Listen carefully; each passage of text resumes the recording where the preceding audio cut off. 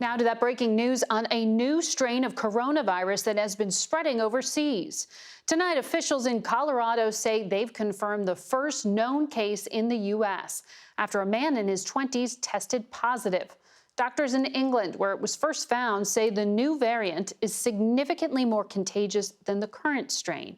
And Dr. Anthony Fauci says it is likely already spreading here, putting more pressure on health systems, especially in places like California, which are already overwhelmed.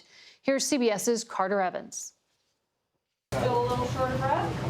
Life at the epicenter. Los Angeles County under strict stay-at-home orders, with daily deaths up 600%, new COVID cases up nearly 1,000% since November. Patients are being cared for and treated in the ambulances as if it's part of the emergency room. As bad as it is, the worst is almost certainly yet to come. We're a 131-bed hospital that started the day with 224 patients.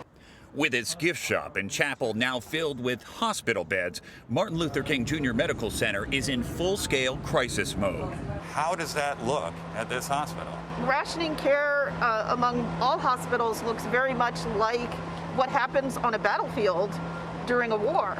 Another Southern California hospital is also preparing an emergency plan for rationing care, insisting it will not put the burden on frontline workers. Instead, a committee that includes doctors, a bioethicist, and a spiritual care provider will decide who gets potentially life-saving treatment. L.A. County is now requiring anyone traveling here to quarantine for at least 10 days. And the county's also urging Hollywood studios to hit pause on productions. Nationwide, back-to-back holiday gatherings are leading to record-breaking surges, with New Year's Eve just 2 days away. Which could make January even worse than December. I hope not. In Holyoke, Massachusetts, joy amid the heartbreak inside the Soldiers' home where 77 residents have died from COVID. Today, the first vaccines were given.